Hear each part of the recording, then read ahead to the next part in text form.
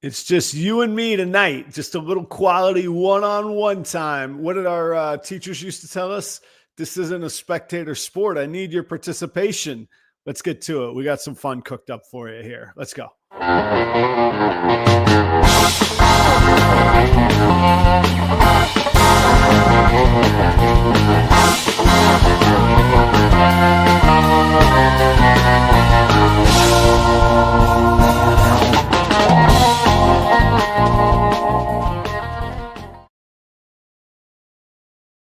What's going on, everybody? Flying solo tonight. Have no fear, though. I got a lot to cover. We'll get to it. Thank you for being here. Thanks. Special shout out to Alicia from Herpin Harbins. She hung out on a PalmStream live stream today. PalmStreet. Right there. I could get their names right. PalmStreet live stream. Pretty fun, actually. Very intuitive, easy to do, worked well, no problem. We just got to figure out how to be able to have her sell her stuff in my live stream. So anyhow, that's going to go in my notes to PalmStreet this week. Thank you all for being here. I hope that you're doing well. I'm actually feeling pretty good, and I like doing these solo shows every now and again because I build up a bunch of crap to say, and I'm like, well, I don't want to really make the show about me when you have other guests. And, you know, if you got a good guest, the announcements and lectures can run long. So you just got to do a solo show sometimes. That was a long way of saying this one's about me. Now, in music, I like playing a solo gig every now and again because at the end of the day, like, I like working with other people. I like the conversation of other people. I like playing music with other people. But if I can perform on my own, if I can entertain people on my own, if I can engage people on my own, it means I'll always be able to get a gig. And likewise, if I could do that in this show, maybe I can remain, I don't want to say the word relevant. That's so loaded in our little world, right? I can remain, pertinent. How about that? Thank you all for being here. First things first, happy Veterans Day. I am thankful that Veterans Day this year fell on a Tuesday. I don't know that I've ever been able to properly say happy Veterans Day on the show. To all that have served in our military, thank you. If you've watched this show for a long time, you know that one of my biggest fears in life is being a hypocrite. And what I'm about to say makes me about the biggest hypocrite that I could be. Philosophically, I think we should all actually have to serve in some way. Maybe the military angle or certain portions of the military aren't suitable for everybody, probably myself included. But I would challenge everybody to find some way to serve their community, their country, make this place a better place. But I would say to our veterans that served in our military, which I could not and never did bring myself to do, thank you so much. While it hasn't been part of my personal active life, I have so much respect for that. My father served in the military. My father-in-law served in the military. My grandfather served in the military, aunts, uncles. And I'll tell you a story about a person. I was going to say a gentleman. I don't know him. I didn't know him. He was killed in 1918, October, I believe it was October 16th, 1918, George G. Shira. I think maybe the equivalent of a sharecropper, but definitely a day laborer. Maybe he had a little more autonomy than a sharecropper. South Georgia, leaves a bride and 4 children, heads north, I guess, by a bus or a train. I'm not sure how you go from South Georgia to New York City in those days to sign up for the Great War. He does so, steams across the Atlantic on a boat called the Kinfon's Castle, which is actually kind of neat to Google and see. You can see pictures of this steamer and learn about it. But it was used to take many thousands of Army. I don't know if they were recruits, drafts. I'm not sure if he went of his own volition, or I'm not sure how. Steams across to England and then proceeds to invade the north of France, where it was German occupied, and was summarily killed in action. I guess immediately, but very, very soon. And I'm not exactly sure how the afterlife works and all of that, but I could tell you that's my great grandfather who I'm speaking of. I would be pissed. It was 26 days before November 11th, like a little over 3 weeks before the armistice. To this day, George G. Shira lays in a military cemetery in France, decorated, all that. His medals are in our family custody. Left a widow, 4 children. That widow remarried a man named West and went on to have 5 more children. And so if you ever meet a West or a Shira in South Georgia, they're likely related to me somehow or another. And they would be either the descendants or essentially the resulting West family of the Shiras. So happy Veterans Day. I'm glad that you all, if you're watching this, that you're here and that you came home. So thank you. We're in look at you, 40 people tuning in for me solo. That must have been some hell of a thumbnail, huh? That thumbnail is one of my favorite pictures. I was in Toronto. Chris Eaton was hosting me at the CRBE, called me to be his co-host on the the social media broadcast. And we went to a steakhouse for dinner, and the steakhouse dining room had all these like cool hats as lampshades.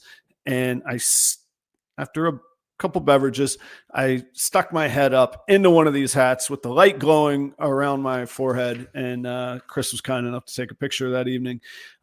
So that's where the thumbnail picture comes from. Speaking of Chris, he is, I just spoke to him. Texted, we didn't speak, but texted to him. He's still in the hospital bed, 42 days, waiting to get moved to physical therapy. I don't like to this isn't about Chris, this is about somebody else. I don't like to let somebody else's actions determine my behavior, especially when it comes to representing myself and my brand. So I've tempered my response a little bit, but screw that dude. Whoever puts up a rest in peace as if Chris died today post. You can only imagine, if you've ever hung out with me in a casual setting, what words would be flying out of my mouth right now. I don't care about the drama in our industry. I don't care about the tribes and all of that. A dude literally with heart surgery complications that hasn't been able to get out of a bed in 42 days, you're making jokes about. Like, get your heads right, people. That's just to the one dude, not people, person. Screw that guy. So, Chris, keep getting better. I can't wait to hear you ripping on me for running a solo show. Hey. Also, on a happier note, I want to say, and I always mispronounce his last name, Adrian Hoverter, I think is how he pronounces his last name. Adrian's Reptile Creations rang the bell for his cancer treatment. Congratulations, man. All the blessings, all the cool stuff. I'm so happy to see that. I know it's not a hall pass for eternity. I know that things can change, but in this moment here and now, congratulations for ringing that bell. Those of y'all that don't know, when you leave the oncology ward or your final chemotherapy treatment, you ring the bell as you walk out the door. Nice job, Adrian. I'm so happy for you. Tonight we're in a couple different formats. StreamYard has this new thing where I could be landscape like I'm always been, but also it has a portrait version now too. So I can be on like YouTube's cell phone version where it'll be upright. I don't know if anybody's watching that. Let me know how it is. It is very difficult for me to follow the comments while I'm flying solo. So I apologize for that. Let me see here. Okay. That emoji's pretty close. Not bad. if you guys have topics that you want to cover, let me know. I have a bunch, but I would much rather be interactive rather than just like, pontificating at you. Yeah, I'm going to talk about that in just a second. This dual sale thing. I have contacts at PalmStreet because full disclosure, I do get paid every now and again from PalmStreet. So I have somebody that I contact about getting paid and making sure that they're happy with the work that I'm doing and all of that. So I am going to pass it on, but I'll pass it on to you guys here in a moment as well. Yeah, somebody did do that. And there's a time and a place for most things, but not for that.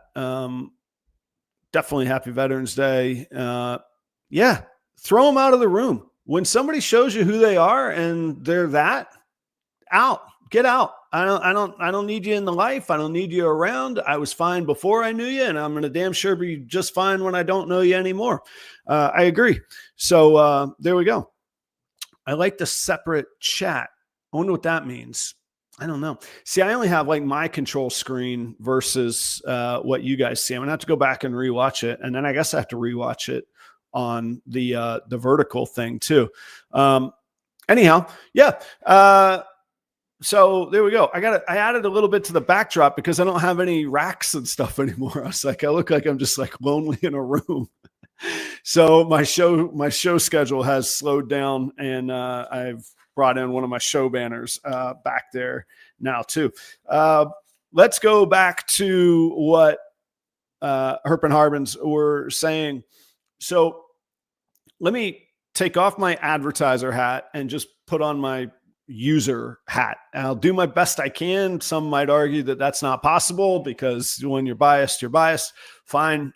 Full disclosure. I advertise for PalmStreet, as with all of the people that I advertise for and with. And my timing just got off. This is for all the people that I advertise for and with. I'm a believer in what they do and I stand by their products. So it doesn't bother me. I don't feel like I have to be biased because I don't feel like I'm lying in the first place. However, I feel like I should be transparent. So PalmStreet is pretty, I'm sure they don't want me to say this, but it's kind of the TikTok of sales platforms. So super interactive. It's all live stream based. It's all cell phone based. So it's all vertical portrait. And there's two things that I really, really like about it, just in a big macro level. One is the interactive ability. You can, Alicia and I were talking today. You answer one question, and if 30 people are in the live, 30 people hear the answer, versus at a reptile expo where one person asks or 18 different people ask the same question and you're just saying it over and over all day. So the interactive portion of it, I really, really like. The other part of it that we hear a lot, and none of us really have, there's some people that have a great answer, but most of us don't have the time in our lives to have a great answer for it, is how do we get more people into this hobby? I talk a lot about the industry, but what we need is more people coming into the hobby. If they want to grow into an industry, that's on them. But the industry relies on the hobby, and they overlap a lot. But you can have a hobby without the industry. You cannot have the industry without the hobby. So we need more people getting excited, being, and I guess just entering or engaging or embracing the hobby. And what I like about PalmStreet is just the vast number of users. There's 200,000 unique users each month on PalmStreet. That's the exciting part of PalmStreet. It's also the downside of PalmStreet. Most of those 200,000 people have no idea what a ball python is. They have no idea that it can be a pet. So it's a classic untapped market. How much we'll be able to tap it, I have no idea. What I do like is that they're in a buying platform, so they're in a buying headspace. I say this with adoration and care. they're as crazy as we are about whatever they're there for. So whether it's plants, crystals, labubus, anything else that's sold on PalmStreet, artisanal crafts, like they are niche as niche gets. So like they're wired the way that we are wired about our ball pythons. And I say that because we're all sitting in a ball python podcast interacting with a dude in Minnesota from his basement. Okay. I don't know what that says about us, but it says something about us. And that is the audience of PalmStreet. So they're wired similarly. The ball pythons are cool. The reptiles are cool. The gecko people have kind of figured it out. The plant people have figured it out. PalmStreet just celebrated its 5th anniversary, millions of downloads. So I like the opportunity to get in front of that audience. Now, let me be as transparent as I can.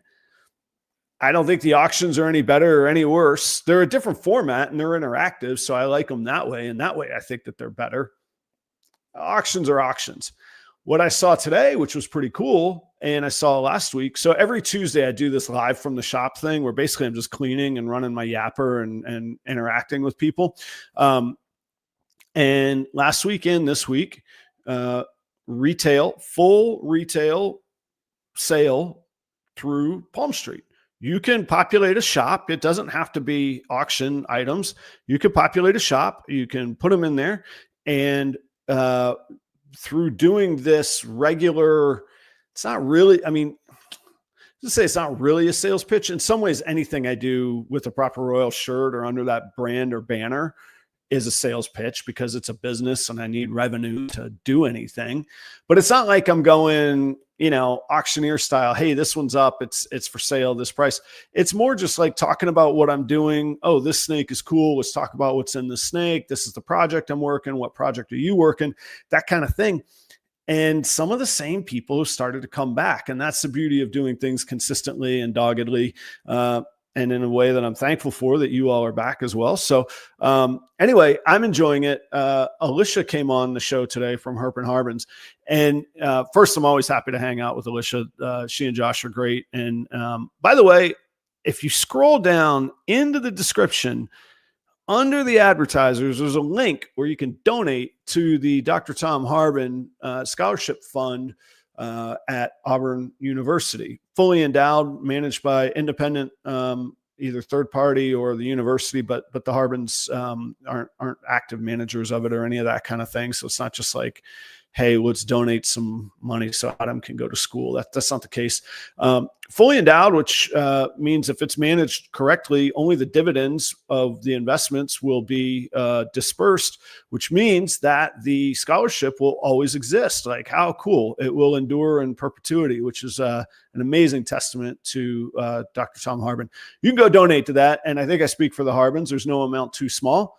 Why don't you, it's coming into that season. Why don't you pick a little something to give a good, good cause to give a little something to, and send it over to them. So Alicia comes on the live stream today. And the idea was, the other thing I like about PalmStreet, if it's all about live stream and interaction and engagement, then what if two people could sell at the same time? And you can do this thing called dual stream. So you can have a guest on the show, but we couldn't get her sales items on the show without like me putting them in my shop, and then the fees would come from me and the money would come from me, and they're going to move it over to her. Anyway, I'm going to pitch that to the PalmStreet folks. And like, part of me thinks like, wow, that's a great idea. And then another part of me is like, yeah, of course it's a good idea, because I'm sure 99,000 other people thought it would be a good idea too. There must be a reason they're not doing that already.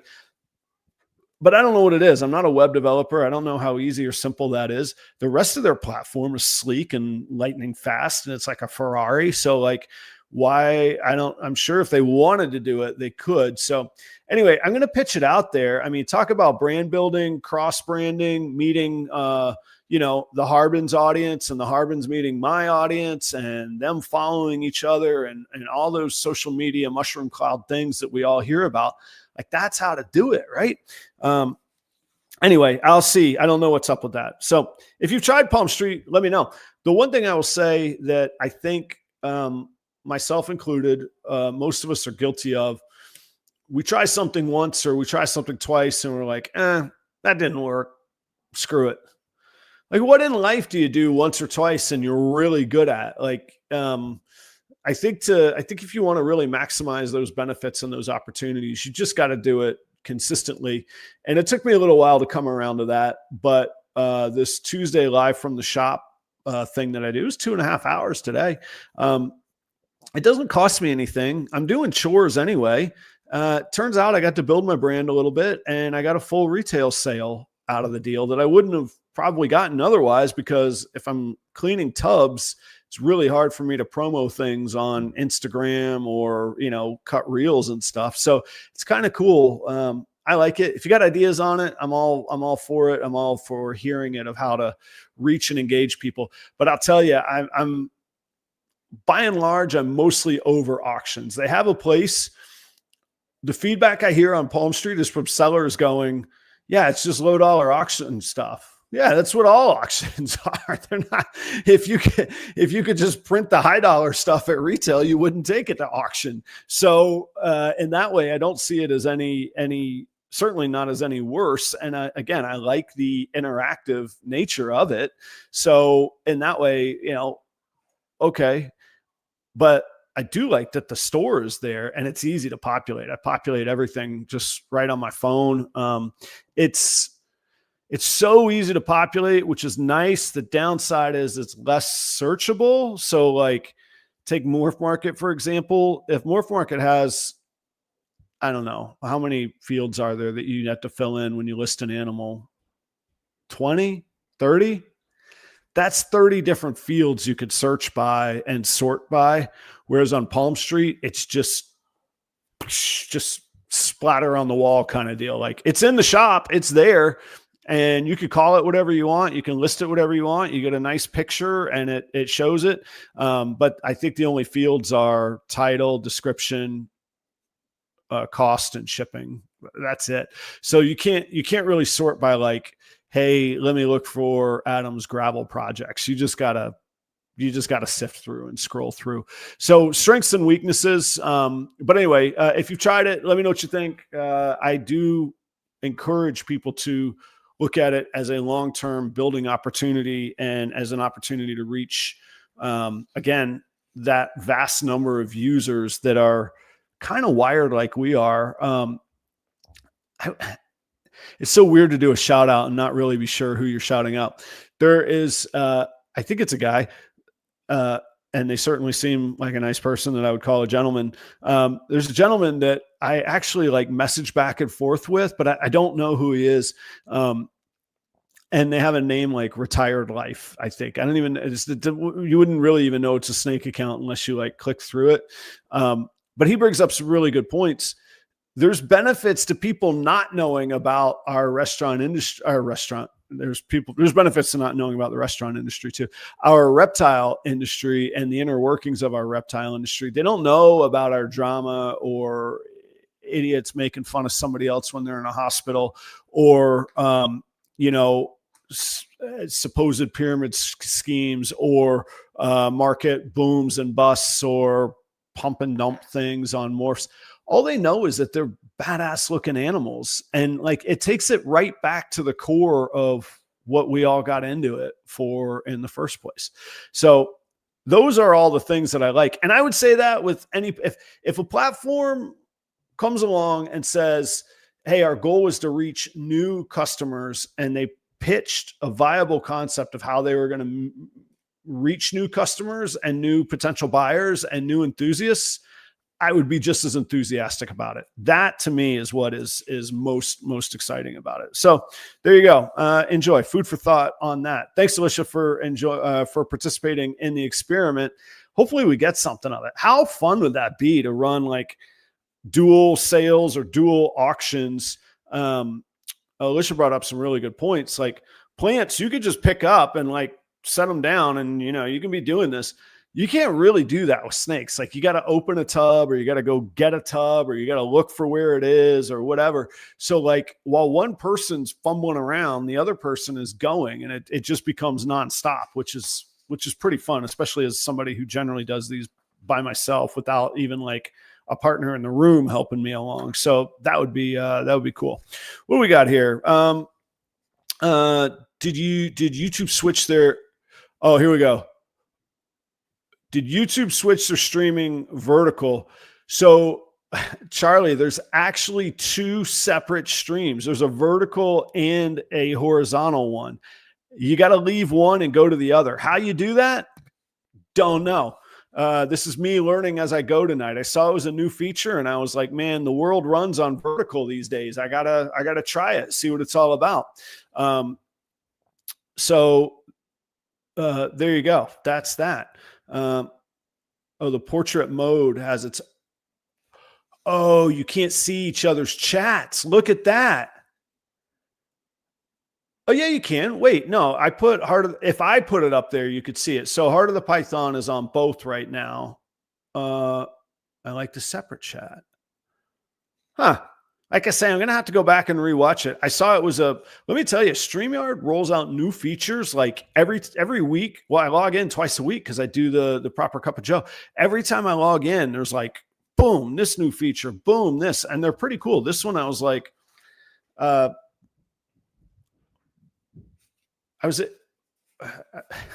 sorry, this just popped into my mind. So I'm trying to formulate this idea really quickly.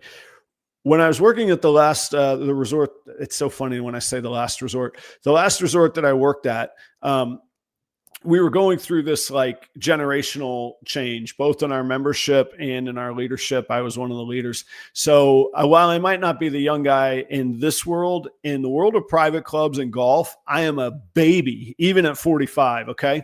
So imagine when I was 36 coming into that particular property, like I say, as part of their leadership.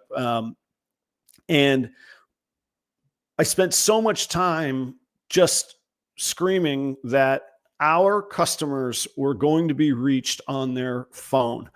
And now I feel like I have to scream, our customers are not reached like this on their phones. They are reached like this. So when I saw StreamYard had the vertical, I was like, man, let me try it out. So that's all I know about it. I don't know what how it's coming across on the user end. Any feedback is welcome on that. Yeah. You guys are like yelling across canyons at each other. Hello, other chat. There you go. Oh, the comments just roll at the bottom. Now I feel like I'm missing out. Like I want to know what you guys are experiencing. Okay, that's fine. Hello, Chris. You see, folks, he is alive. That was a whole bunch of BS. Hey man, you go back to the start. You can hear it. Whatever. I'm not really sure how like the powerful guy or person in the sky works, but we all said a little something to our own version of that guy for you, man. Keep going, brother. It's showing up like Instagram. Oh, do they just like pop up and just anyway? Well, I'm gonna go back and see it. It'll be fun to watch. Okay, I got next on my list, Scrambler Gene. What do you guys think of this? It's one of my favorite topics, with or without your input, although I would love your input, because it's new to me and I'm pretty excited about it. I do this thing where unless I have a gene or I want to get it or I have a means to get it, I don't let myself get excited about it. Like I think, man, I saw a picture of a Cosmos today or yesterday, showstopper, stopped me scrolling. I was like, what is that? I can't get excited about it because I don't have 30 grand to go get one or however much they are. They're probably more than that. I don't know. So I don't like I keep it outside of my mind. And that's sort of where Scrambler was, because the prices really aren't all that attainable. And then we don't quote know exactly what it is, although some people are sure they know what it is, so maybe they do. But when I went to Toronto, everything changed because suddenly I had the means to acquire some scramblers. The American dollar is pretty powerful there right now, and some relationships came through and some logistics things came through, and the importing was feasible because Tinley was coming up and there was a big import already scheduled. And voila, Adam now has Scrambler. So on the one side, Actually, here's the main crux of my argument. I'd love to hear your thoughts. Feel free to fire up the chat. This Scrambler usually gets things going when people talk about it. I don't really care what it is, because it exists. And we know from breeding, if it exists in one and we breed that one in a generation or two, or some combination of 2 or 3, we'll be able to recreate it. And then we tend to price things based on how easy or difficult it is to recreate it, because that's a function of supplying and saturating the market, which of course drives the price down. So in that way, if it's just cool and badass looking, I don't really care what it is. I care to know, because I'd like to make it the most efficient way that I can. So if it's a line breeding thing, I probably need to do scrambler to scrambler to keep these good things going, or I need to plan 2 generations to do offspring back to parent. Or similarly, if it's, I don't think anybody thinks it's recessive, but say it was, you would want to hold back hets and plan accordingly. So in that way, I care. But I'm far more excited about just how stunning it looks. I mean, it's not going to have the effect on the industry that, say, Pied or Banana did, but I think it's right there otherwise. And for that to be the base gene that really can be recreated fairly easily, because it's either some version of a dominant, and spare me the complete or incomplete. Okay, you got one copy, you see it. That's what I'm talking about. It seems to be some version, or it seems to be a line bred fine example of another non-recessive gene in Orange Dream, or some combination of those two that work really, really well together. Any of those aren't that difficult to make, which I think is actually really cool. I know some people are going, well, that's going to drive the price of the project down. It's not going to drive the price of the project down in any other way other than if you don't get other things into it. So yeah, basic clown pieds torpedoed because people weren't putting non-recessive genes into it, the dominant genes into it. The people working clown pieds that are doing cool stuff with it, those are hanging out there at a pretty good value still. So I think the same thing will be with Scrambler, and then finding what to do with it, whether it is a gene, whether it is a really nice example of something that already exists, which I really don't, I think it's way more than the nicest example of super orange dream that you could think of. I really, really do. I think there's something more there. What? I don't know. Mark Mandick's been working at it for 10 years. He'll have a better input than I will have. I can't speak for him or for the gene. I just started fumbling around with it, but I am excited about it, and I'm excited to see what happens. We've already seen it in Pied and in Hypo. We're starting to see it in Clown. What's this thing going to do in Ultramel? What's this thing going to do in Clown Ultramel? Ultramel Pied. Buckle up, man. In DG, I don't know. I was just saying, we have seen it. I did see one in DG already as well. So there's cool stuff to be done with it. And I think we've just scratched the surface, and we're going to see it in a whole lot more combos. We primarily only see it really show off in Orange Dream and Calico combos. So like, there's other stuff out there. And I know that means it's been tried in the other stuff, some of the other stuff, and hasn't done great. But like, what would it do in mahogany? That'd be cool. Or with some of these dark genes, or black pastel tends to have an orange hue to it, or some orange components. That would be fantastic. I don't know. I'm probably going to try it in some gravel. I'll tell you that much. So I'm excited about it. What do you guys think on that? Every time I see a bright, cool animal, it almost always has Scrambler. Not sure what it does, but whatever it does, I want it. I'm with you. Here's what I'm worried about. And here's my prediction as well. Scrambler is going to have a lace moment. I think a lot of people are like, this is a really bright animal and it's got Orange Dream in it. We're going to call it Scrambler. I don't know how to prevent that. And I could say, only buy from Mark Mandick or only buy from Antoine at DPR. I have no idea what do you call it in animals? The provenance of Chris Hernan's line. His stuff is banging. I got no reason to think that's not Scrambler, but now that I have it from Mark and from Antoine and I want to sell it, well, there's 99 other breeders that have already bought it as well. So I don't even know a good way to be like, well, just buy it from like really, really trusted resources. Like all I'm going to say is that I got mine from Antoine. I don't know what that future genetic test is going to say. I know that my eyes say it's amazing and that I want to keep working it. So I don't know a better way to go about it, but I know on this one, I don't want to sit around and wait for people. Like this is almost like an ultrasound kind of thing. An ultrasound is not going to make your female more or less pregnant or faster or slower pregnant.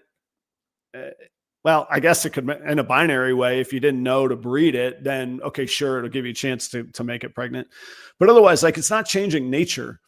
Like the genetic test is not going to change nature. I may as well get on with experimentation and working this thing while our genetic testing figures it out. I'm down with that. That's where I'm at on that, I think. 319, that's Chris, 319 reptiles. I have no doubt it's a gene, just worried about the ones that have been sold that aren't really Scrambler. Yeah, I don't even know that they've been done that way purposefully. I think there's people that are fully convinced that what they have is Scrambler. I heard about Scramblers far back, probably 3.5, 4 years ago.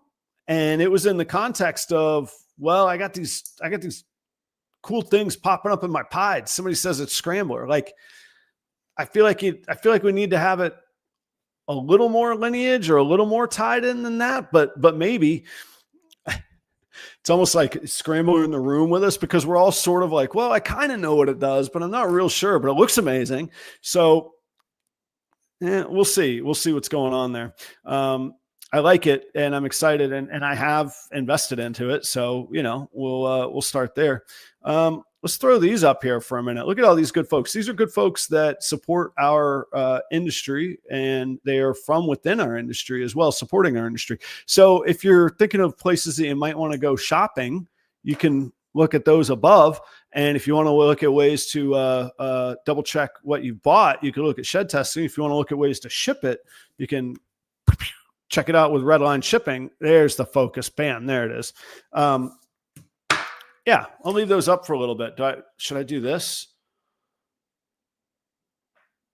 I feel really dumb. I'm not doing that. My forehead's just going to get blocked out a little bit. There we go. I broke the vertical presentation on it. You put the overlay on and there's no vertical presentation anymore. That'll break that. All right, fair enough. It does enhance orange. I will grant that I believe it enhances orange incredibly on there. All right. Well, send me your thoughts on Scrambler. Keep it going in the comments. Talked about that.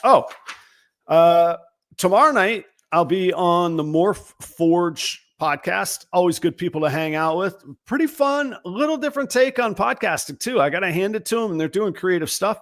So I'll be on More Forge. That's tomorrow night. And then Thursday night, a very rare show appearance that I do that's about showing off animals. So that's going to be with Irresistibles and Lace Balls. And I shouldn't do a promo that I'm not 100% sure of. If I'm not mistaken, I think it's called Show Me Your Rack or What's in Your Rack. I think it's called Show Me Your Rack. Anyway, go check it out. Irresistibles, Lace Balls, Thursday night. I'll be hanging out with them. Next week, next Thursday, I'll be on Supreme Gecko. Look at this, man. I'm getting big, I guess. I'm going on Gecko podcasts. That's Wally and then Net. If you haven't checked out their show, they are amazing at building community. Fantastic. Good for them. I made some notes here. I titled this one Dirty Laundry. I don't think you guys need to hear. You guys are sane. You wouldn't watch the show if you were insane. I don't think. And it's funny because it's a local car wash that's not mine. And I'm not bringing it up because it's a car wash. I bring it up because it's absolutely foolish. So the other day in town, just massive, massive police presence. Turns out there was a barricade hostage situation in town. It's a small town. So when you see like military style vehicles with a battering ram going down our primary streets, you go, what's happening? So I go on, like, my town's called Northfield. I go on the Facebook group and it's called like Concerned Citizens of Northfield or something, like they're like Facebook vigilantes or some nonsense with that title. But anyway, no offense if you're a part of a group called Concerned Citizens of wherever. And I found out about what the police stuff was, but then I see this guy who I guess owns a car wash in this town. Mine's in the next town over. And man, these people were just brutal to this guy. And I'm like, why do they care? Why are they being so rough on this guy? And then I look, like, all this dude is doing is airing his dirty laundry. So like every time, so it starts with like a kernel of like a realistic complaint. Somebody robbed his vacuum machine. That's a crime. That's not cool. That should be handled with the police.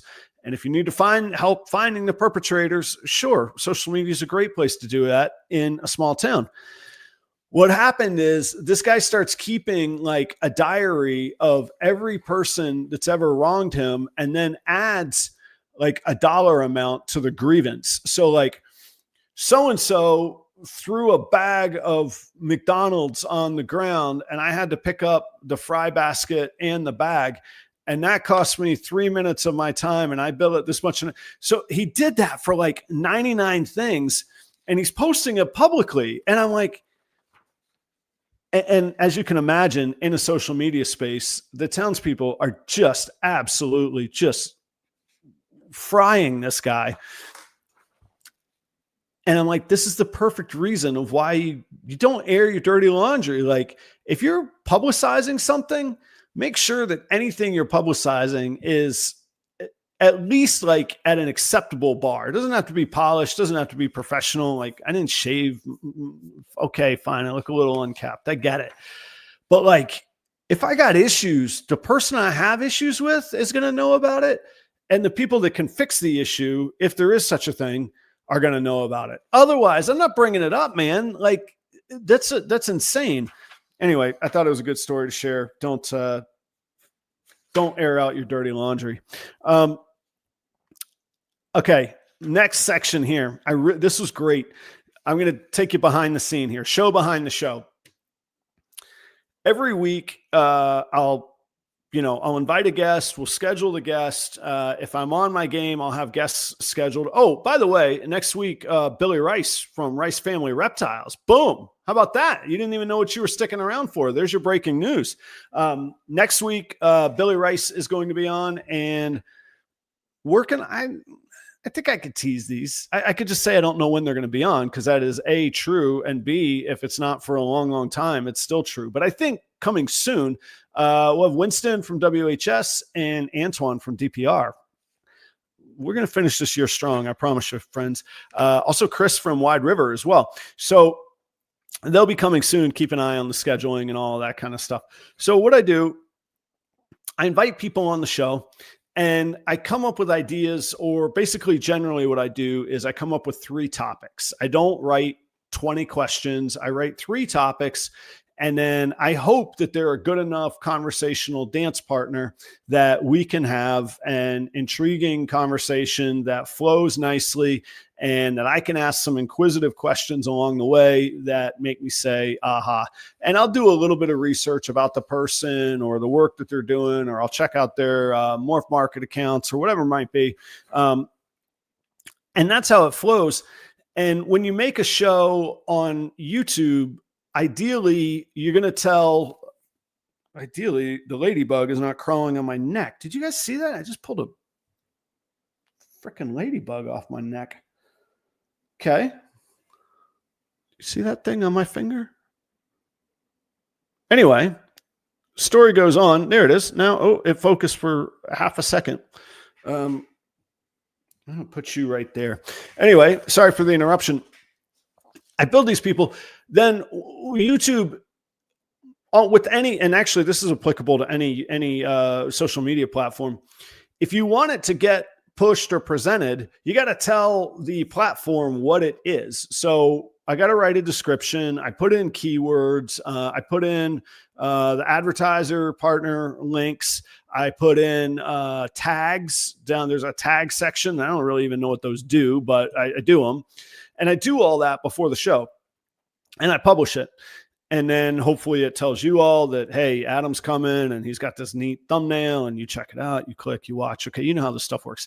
Here's where my story gets a little bit more interesting and intriguing, which is going to lead into the next segment here, is that, as you all know, sometimes the conversation goes in directions I don't expect and I do not have in the original description or the original thumbnail or the original title.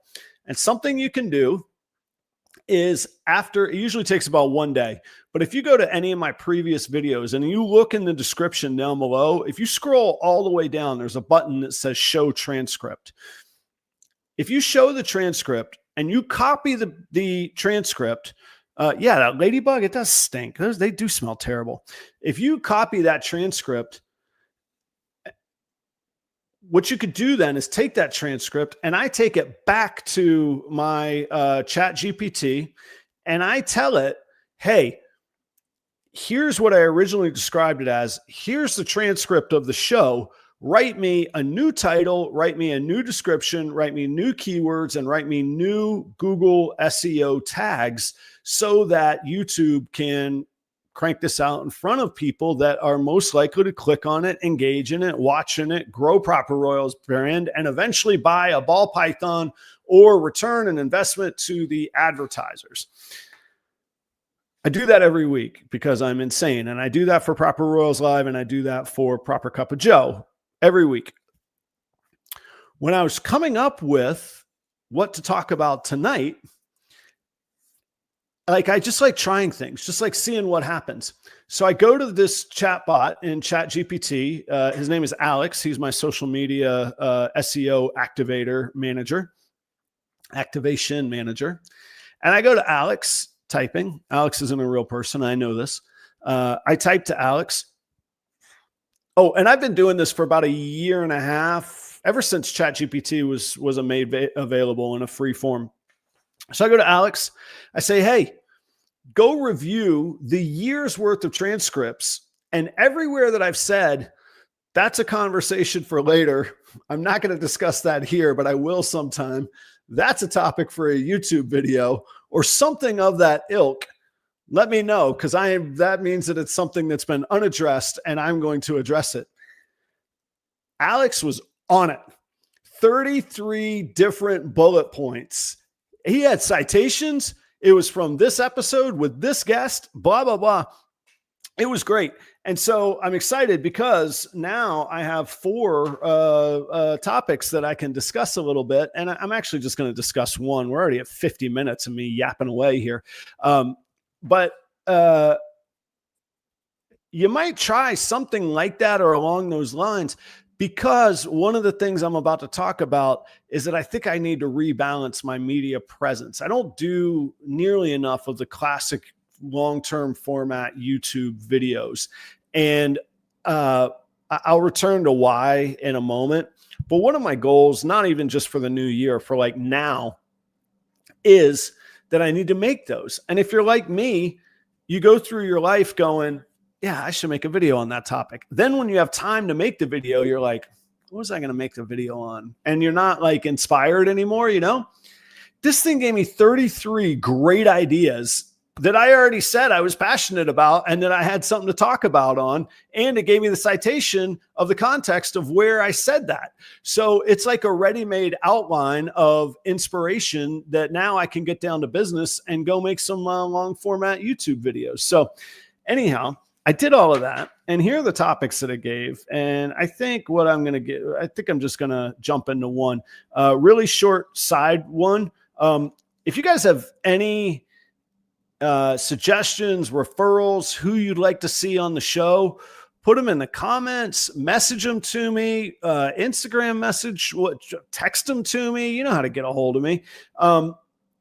These Tuesdays are relentless, man. There's a lot of Tuesdays that come around, and think outside. that's a dumb, I hate that expression. Think outside the box. Okay.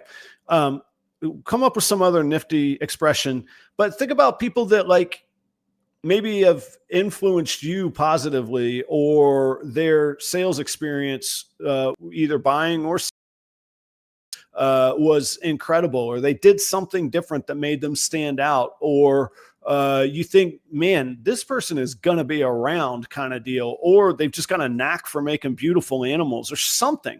I'm always intrigued by that kind of stuff. Or they've got a business insight or an amazing career outside of ball pythons that we all go, man, that person, like, those are all the things that kind of make me tick, and that are like primo guests when I can find those people. So if you have anybody like that, let me know.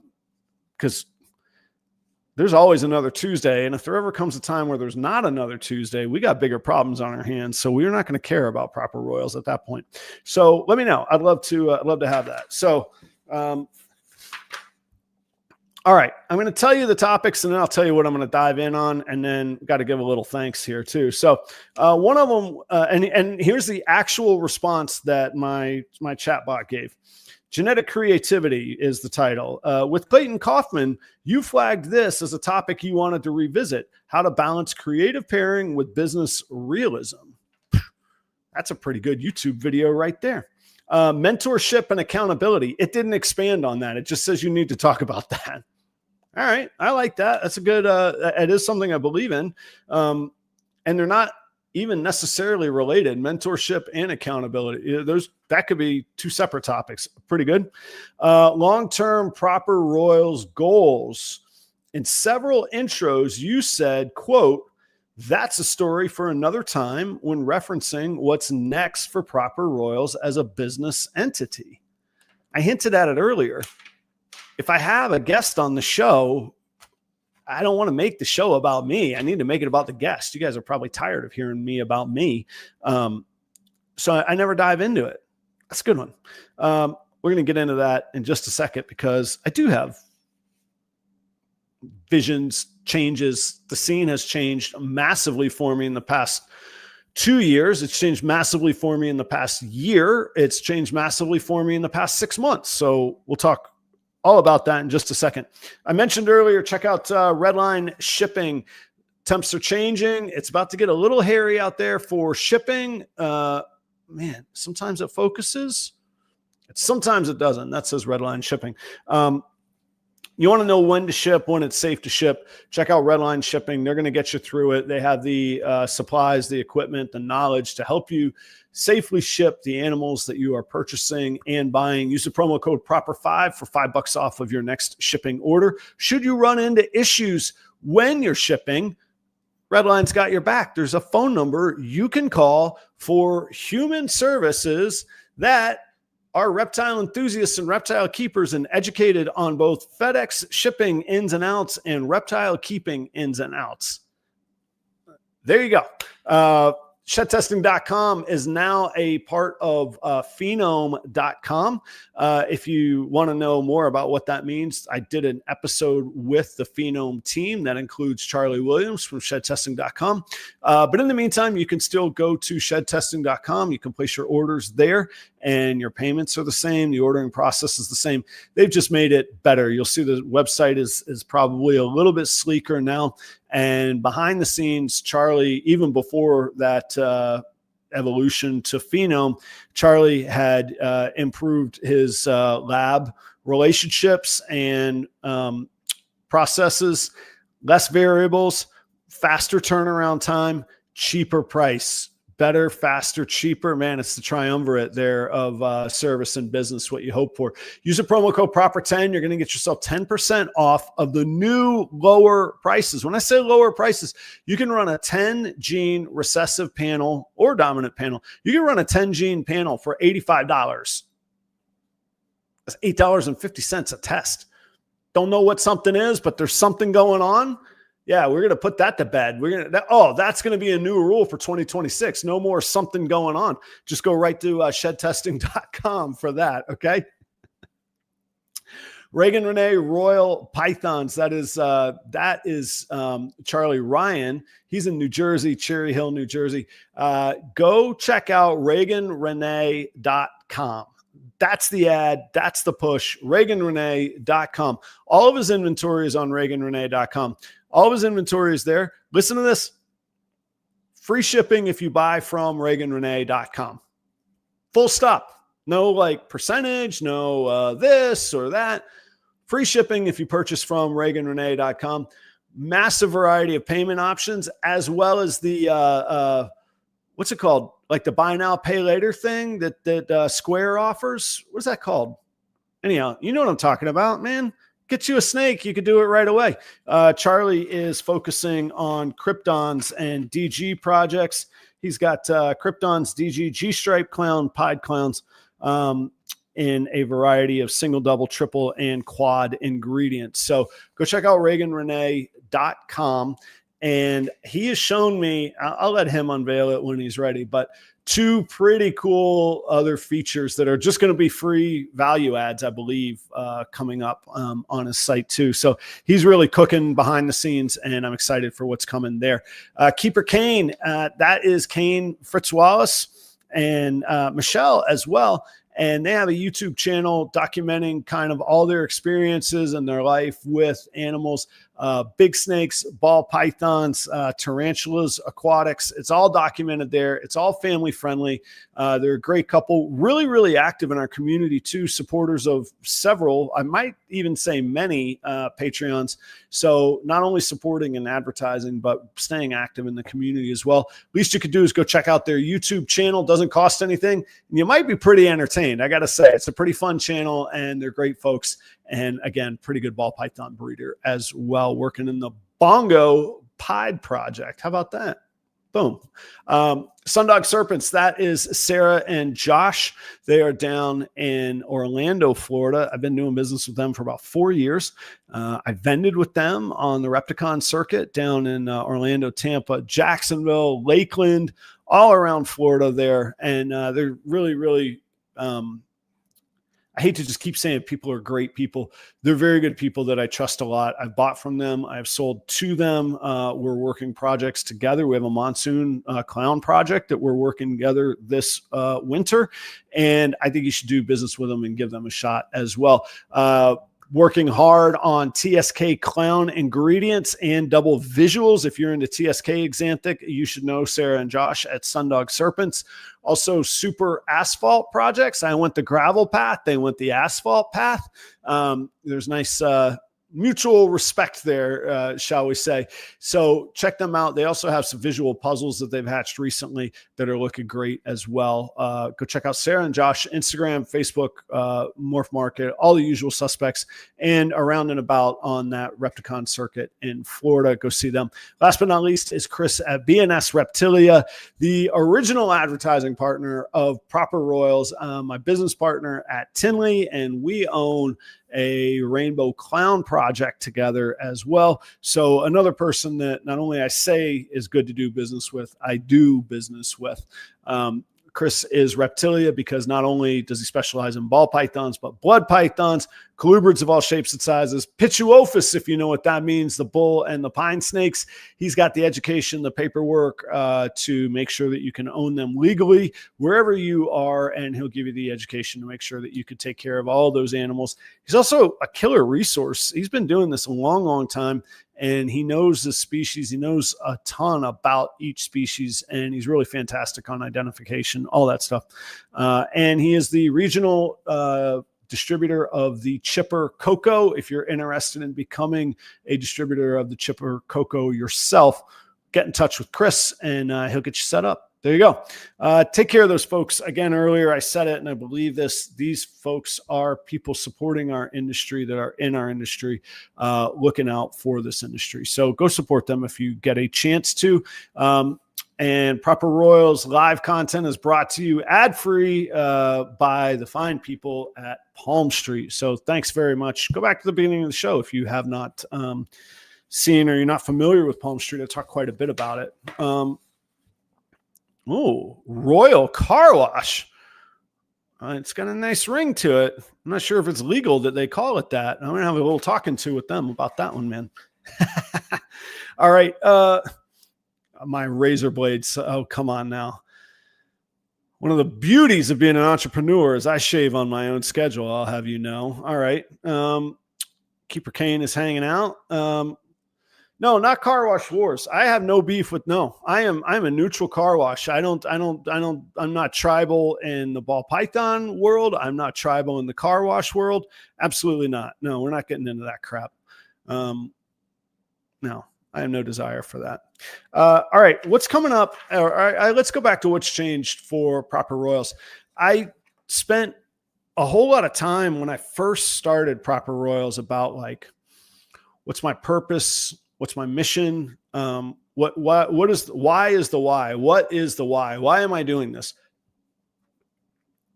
And my goal was to be, I used the word purposeful. I wanted to be a purposeful breeder of ball pythons. So I didn't want to breed just for volume. I didn't want to be a ball python mill. I wanted the ball pythons I was breeding to have a purpose. Now, I don't think they're changing the world, but I'm also not just producing, like, if I can't use or work towards something with what I'm making, or I don't think it, like in the example of bells, I'm not furthering the bell project, but I do believe on PalmStreet, if somebody who's never seen a ball python sees a bell, they go, holy smokes, I need to understand that. So I wanted to be purposeful in what I was doing. I wanted to be recognized for honesty, for the care that I provide to the animals. And I wanted to be a resource online,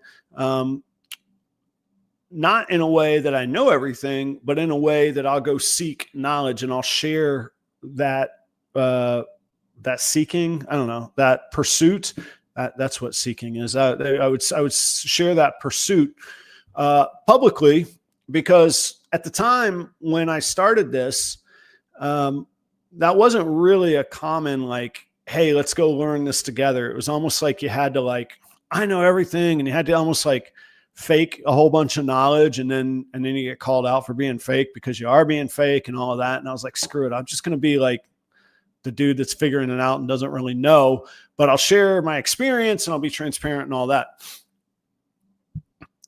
In November actually was when I started the Proper Royals channel. November 2020, 5 years. This is the 795th video that I've done that you are watching, and maybe 96th because it has the vertical and the horizontal version. I don't know. I can't imagine what I've had to speak about for nearly 800 videos. I say all that because I've gained some experience and I've gained some actual knowledge along the way. I have found that there is overlap from things I do consider myself an expert in, a la inventory management, cost of goods management, managing a business with very narrow margins in a bit of a world of crazy consumers. I'm talking about managing private clubs, food and beverage operations, late night bars, and navigating the music industry. Those are things I do consider myself, not so much navigating the music industry, navigating the small time local music scene. Yes. Industry. No. Restaurant, hospitality, private clubs industry. Absolutely. So that's changed a little bit for me in the 5 years. 2 years ago, I moved from Florida to Minnesota, uproot my life, change my life with my wife, with my son. It was great. We're all in it. We're all here together. We've all survived it. We're still here. A year ago, I buy a car wash, which people have alluded to, which has become kind of funny because I'm known as the dude with a car wash now, with the intention of turning one of the bays into a reptile facility. I did that. The renovation is basically complete. I have some loose ends to tie up. I moved into that facility about 6 months ago, which changed everything. And now I'm at the point where there's literally in that little ARS 55 series racks, there are 2 female snakes left to lay, and that will complete the transition to the car wash. so much has changed and my goals have changed because of that. And I thought when my handy sidekick, Alex, the old AI Alex, said, you should talk about long-term proper Royals goals. I said, I actually really believe in now they have to be wholehearted, they have to be legitimate, and they have to be followed. But I really believe in like mission statements, company values, visions, all of those sorts of things. And I wish that I had it in front of me. You can Google it, or actually somebody probably could Google it and put it in the chat.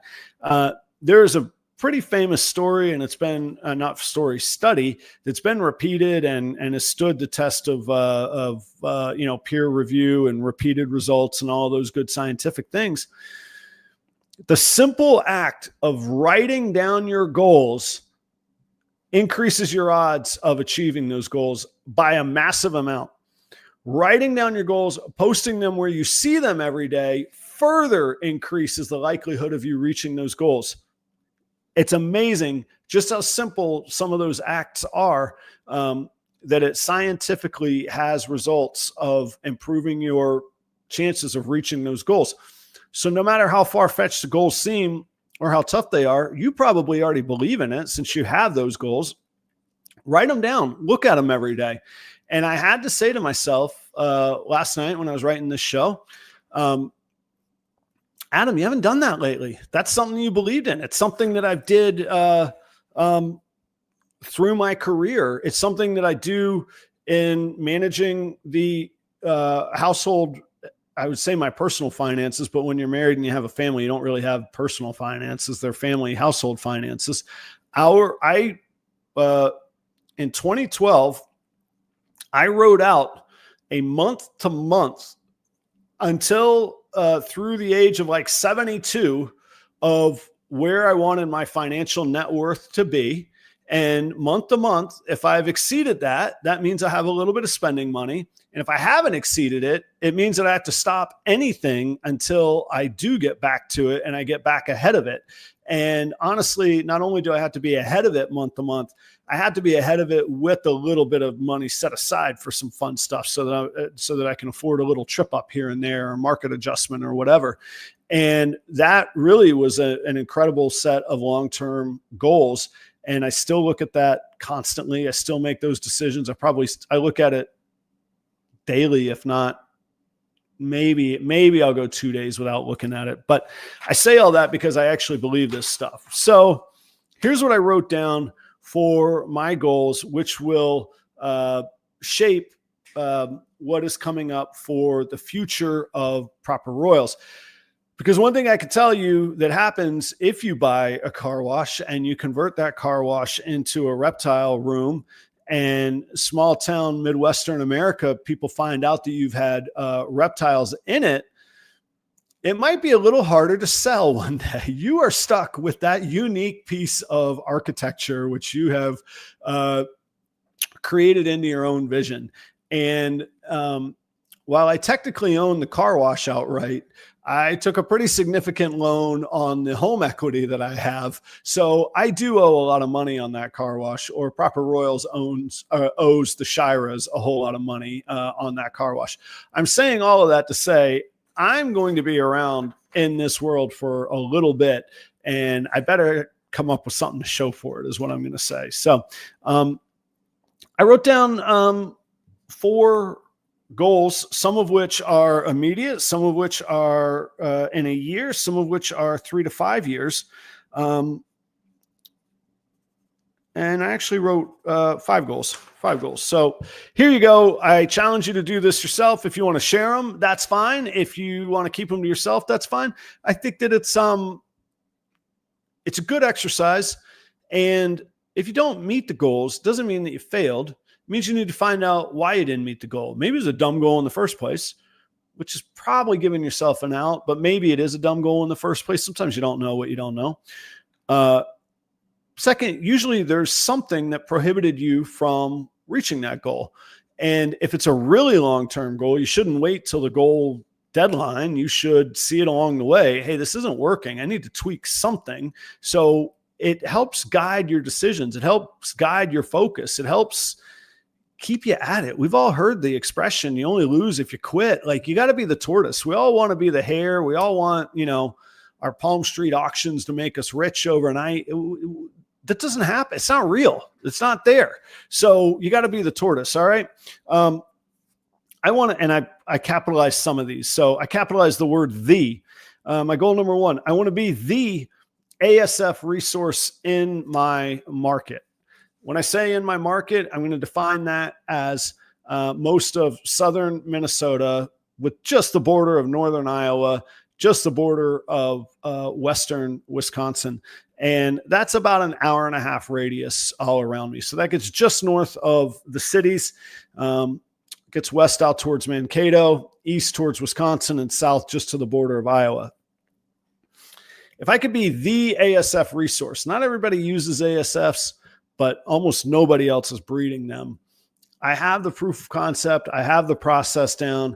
I have scaled up my production. It is now time to take that cash flow and continue to increase, because I still have space. I still have opportunity to grow more.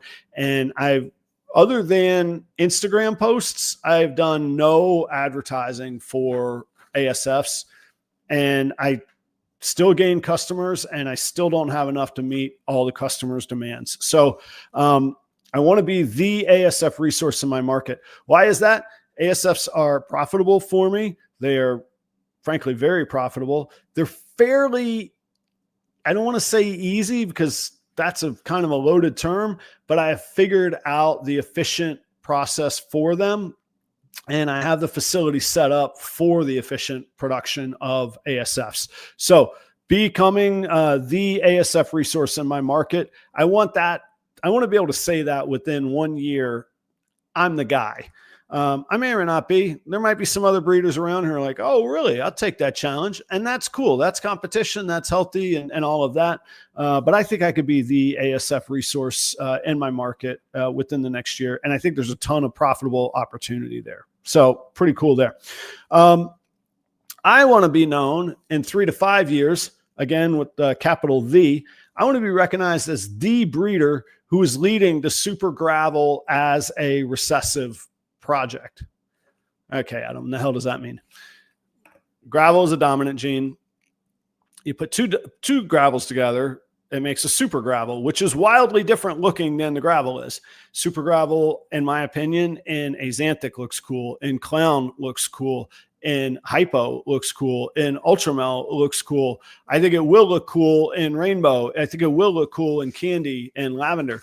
So I think the sky's the limit on, and it looks very cool when you add other genes into it. Enchi looks really cool.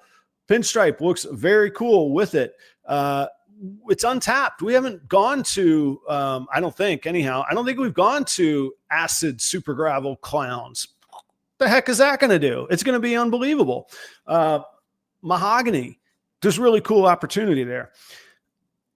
I want to work it, and I am working it as if it were a recessive project. So this year and last year was breeding for hets, heterozygous gravels, one copy of gravel that will go into future super gravel projects. Gravel, het, other recessives, or visual other recessives with gravel. And so I have been working, accumulating, putting together one of the best artist palettes of super gravel that I think exists. Now I got to execute it, though. I'm going to make that happen. I thank John Daig for that inspiration. What he did with TSK is exactly what I'm describing trying to do with super gravel. I can work all the other projects. They're just going to have gravel and super gravel in them, much like John Daig works all kinds of projects, but it has to have Axanthic in it. And I believe it's TSK that he works as well. I'm in the VIP world, but I believe that's his. So 3 to 5 years. There are people ahead of me in the project. I don't know that they're as focused as I am. I could argue they're not as crazy as I am because they don't own a car wash. You get my point. Give me 3 to 5 years. That I want to be the guy, not a guy. I want to be the guy on that. All right. Immediate goals. Here is an aggressive, ambitious goal that will change my business model. and will be a quantum shift reflective of the changes that I outlined just a moment ago from 5 years ago till now. I want to, in 2026, I'm about to write my budget for 2026. I want to reduce my equipment and my labor spending by 70%, 70%. If I do that, that will be an immediate net increase of $15,000 in 2026.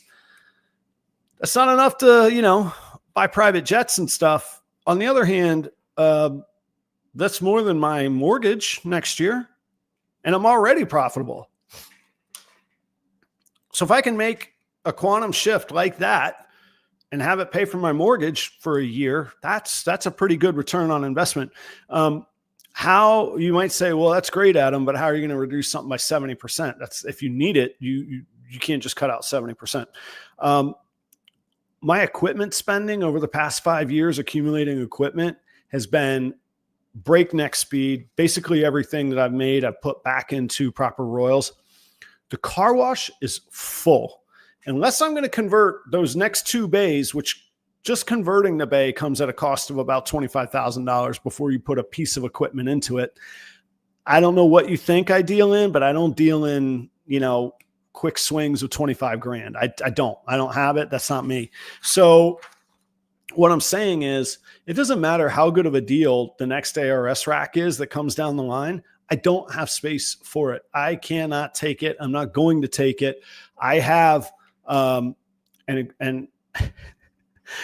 this is going to go on the next solo show. This is a discussion for another time.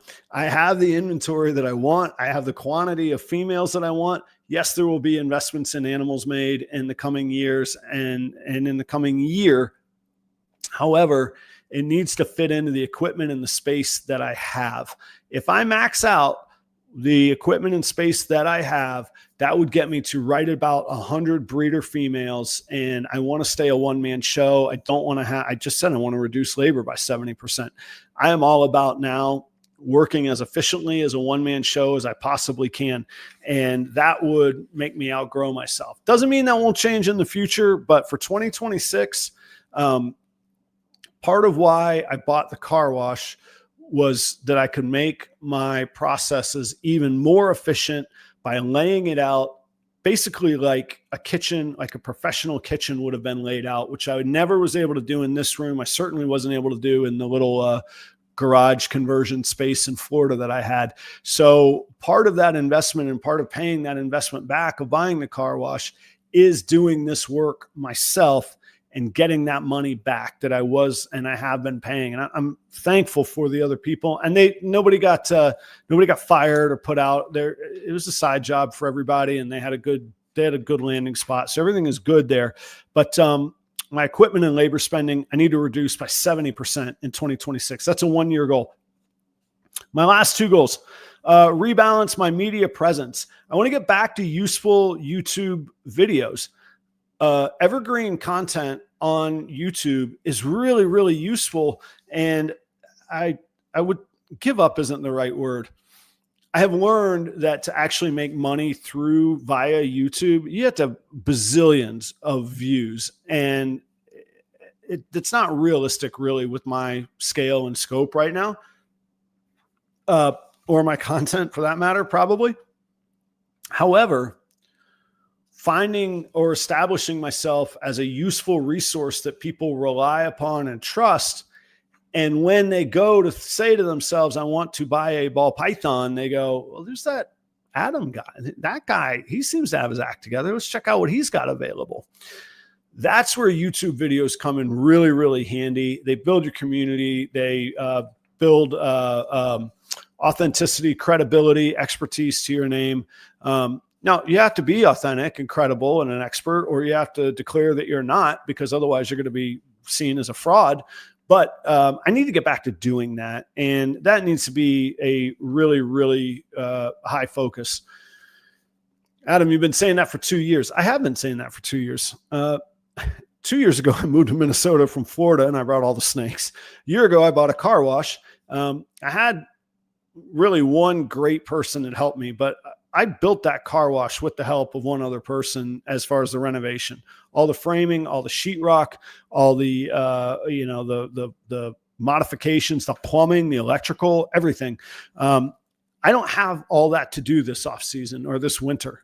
I'm going to make some YouTube videos. Okay. Last one.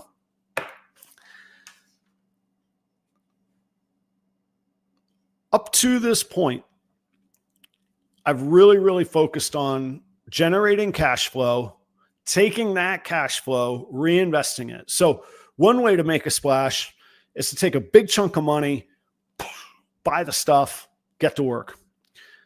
I didn't have a big chunk of money. I had a career that was fine. I did not make a finite choice to walk away from a career and then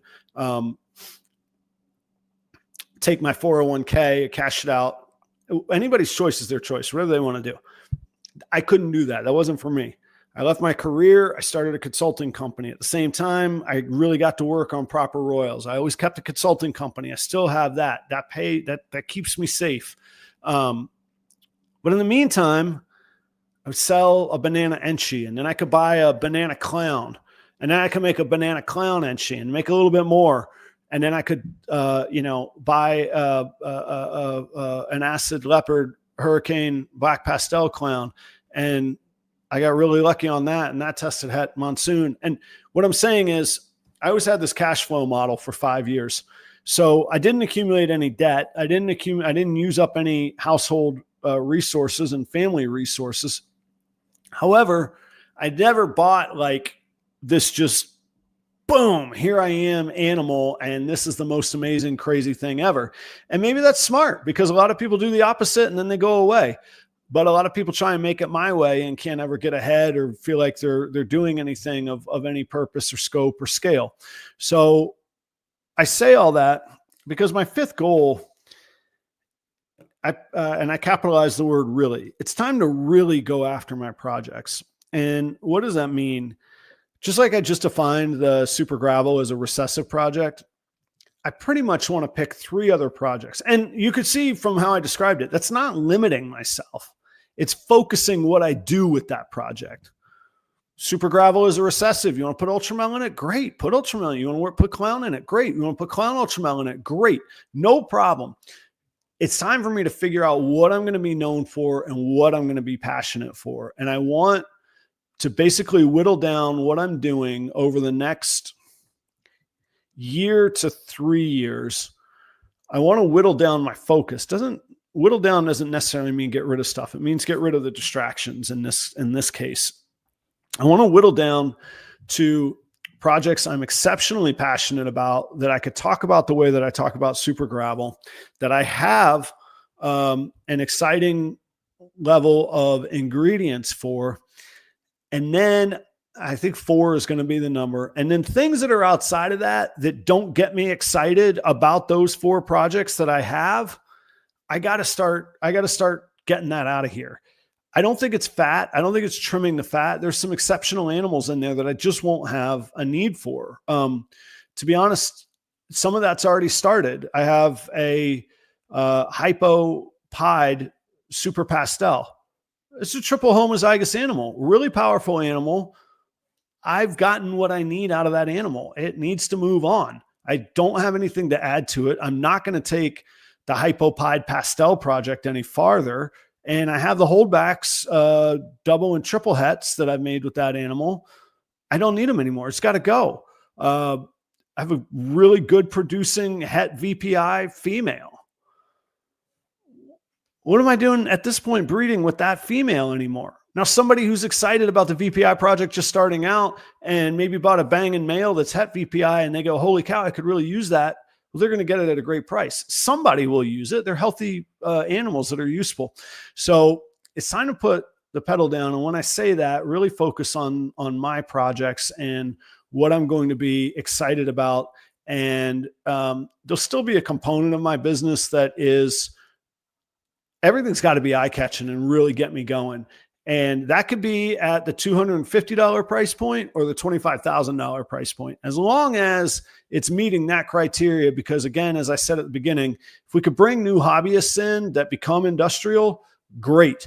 If If I can make a whole lot of money on the high end, I'm also happy with that. But those are my goals for Proper Royals in the future. A forward-looking question. I talk about consulting quite a lot. I talk about my goals quite a lot. I talk about my business pretty transparently. What if you guys were the consultant and you know what you know about my business now? What goals would you have for Proper Royals in the next 1, 3, and 5 years? Let me know in the comments below. Let me know in a private message if you feel like it's better suited in a private situation. I genuinely mean that. I don't ever want to get so full of myself that I don't think that I need other people's opinions. It's what has made this show, this Tuesday night regular occurrence, this community that you come and join. That mindset is what has made this work. I haven't done this show. The show didn't start. It's till August, believe it or not. I got to go all the way to August to get to 5 years. But 4 years and a few months ain't chump change either. Not so bad. So that mindset of learning and getting feedback has always been at the core of what I do and really a driving point in what I do. So I would love to hear what you think my goals should be in the next 1, 3, and 5 years. And if you think it's that I should go away, I'm sorry to disappoint you that I will be here. All right. Thanks for hanging out tonight. Look at that, man. That's 87 minutes solo. That's a little much. Oh man. Pursue revenue growing opportunities. Yeah, we're going to have to talk about that. All right. Next time you're on the show, we're going to pick that apart, brother. Thank you. Northern Lights tonight. I'm all amped up after a show. I might have to go check it out late tonight. I like that. George, how are you, man? I hope you're doing well too, man. Thank you. I'm just catching up on some of the comments before I sign off. Yeah, we're back to the smelly ladybugs. I agree. All right, guys. Billy Rice from Rice Family Reptiles will be here next week. Same place, same time. I can't tell you how thankful I am for the viewers that stick around on a solo show. That means the world to me. Thanks so much. See you next time. Bye.